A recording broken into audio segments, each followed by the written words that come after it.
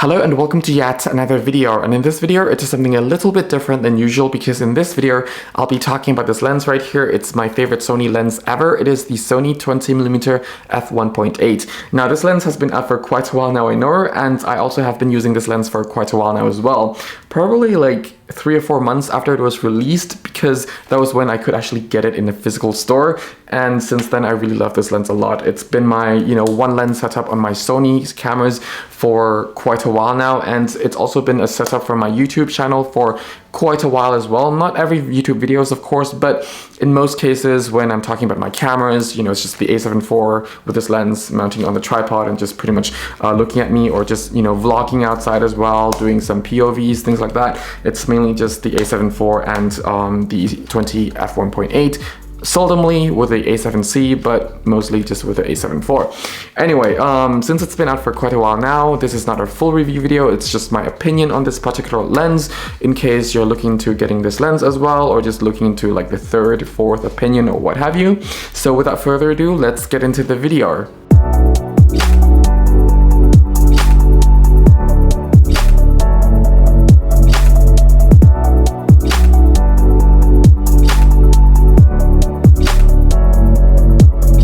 So the Sony 21.8, yes, this lens has been out for quite a while now. In this video, just as usual, I'll be dividing into 3 different sections. The first one is the ergonomics and the usability, and then following down into the image quality, and then leading on to the conclusion, why I recommend it, why I don't recommend it, though they're actually very minimal points. I'm speculating that this video is going to be an easy one because clearly I have my biases that I love this lens a lot. Anyway, let's first start with the ergonomics and the usability. The ergonomics of this lens is actually very, very nice. Even though it's actually a plastic lens, it is well built, so to speak.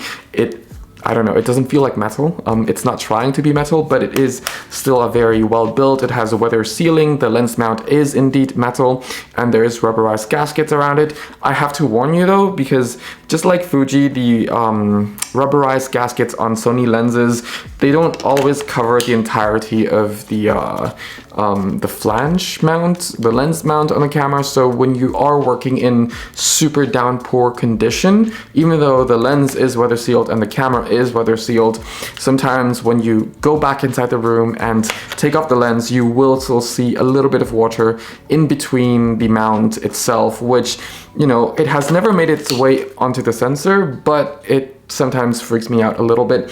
But that's just super nitpicking. Most people will not take this lens out on a downpour condition like I would, and yeah, maybe I'm just crazy, but I love shooting in the rain. So me. Anyway, next point is this lens. It does come with a lens hood, but the lens hood is actually nice and muted inside, which means it does a very good job of not reflecting light back into the lens, which is good.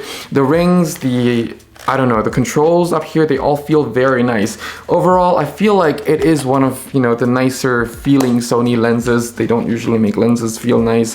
My 51.4 doesn't feel that good. It's the Sony lens as well. But yeah, the ring here, it's just nice. It's very responsive. Yes, it is focused by wire, but it is still very responsive and very accurate, which is good. The buttons here, they all feel very tactile. You know when you're actually pressing them. The only downside is when you're putting this lens downwards into like a messenger camera bag style camera bag, the only button where I feel like they could have improved upon is the AF and MF switch right here. This switch switches so easily that if you have a lot of cameras in your messenger style bag, not necessarily the backpack type, just the messenger style, and you have a lot of gear inside, and you try to squeeze your camera lens through it, or just the camera with the lens through it, the switch here gets switched very easily to manual focus from autofocus, and I find myself having a lot of autofocus because it was accidentally switched off, or switched to manual focus quite often. And it wasn't the last setting that I remembered it to be on the lens. So a lot of times I thought that, okay, it just got focused really quickly, which this lens can autofocus very, very quickly and accurately as well. But, it's just, I just wish that this this switch here would be a little bit, more resistance. But talking about switch, on the other side, I really like this switch though. It's the click switch, which is declicking the aperture ring. until you've hit like the last F22, and then there's a hard click to auto. But you know, I agree that that click should always be there so that you know when your manual click ends. So that's actually quite nice. But for most cases, I leave it on to just click, because in most cases I just use this lens for photography, and it's always nice to have, you know, that tactile feeling, and if you're not looking at the lens, to at least know where you are after swiping to a certain location, because you know, you just have that feeling with you. Anyway, so yeah, there is that. But otherwise, it is a very light lens. It is a lens that actually will fit into a lot of camera backpack, and you will not really feel the weight of it. The only thing about this lens though is when you do something like this, you will actually hear the glass going up and down, the internal glass, and that is actually not recommended by Sony to do that. So don't do that. That being said, after so many travels already, and you know, been on so many planes, so many buses, took so many motorbike taxis, been on so many boats, I haven't experienced any problem with, you know, this lens yet. But yeah, it's just a really nice, well-built lens. But anyway, now onto the image quality. The image quality out of this lens is actually very, very nice. They really got away with, you know, very nice contrast control, very nice chromatic aberration control, very nice barrel distortion control. Well, it is still there, the distortion, but nowadays it's super easy to just kind of fix that on Lightroom. It's just one click, really, so I don't really mind that. And yeah, it's not really much to say apart from the fact that f1.8, the corners are very soft. But for someone who likes to shoot at 1.8, I don't mind if the corner is soft. I don't shoot a lot of astrophotography, so if you're into that, you might be better off looking at other lenses. That being said, for other types of photography, let's say if you're just photographing food on the table, photographing your friends at f1.8, you're not really going to care a lot about the corner sharpness. You're mainly just going to be caring about like the central area of your image, if it's going to be sharp or not, which it is very, very sharp at f1.8. Even on the A7 IV here, and also on my A7R2, it's also quite sharp, and it's actually very, very nice rendition of details, and also rendition of colors as well. And it's something that I really, really love out of this lens. The downside out of this lens is the flaring is not elegant.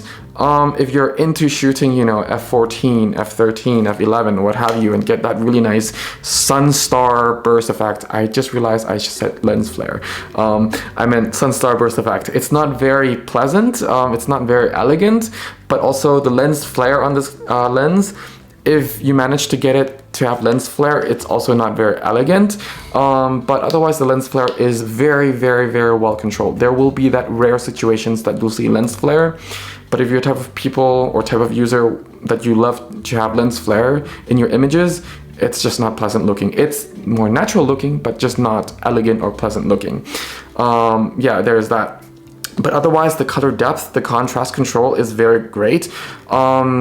If you're shooting a lot in super high contrast situations with very tricky lighting situations, the lens does a very good job at rendering details within different color tones as well. So that is actually very, very nice as well. Stopping it down to f2.8 will dramatically improve the corner sharpening, and also, well, corner sharpness, and also if you shoot a lot of landscape shooting at f8, f11, then the corner sharpness will be very, very good.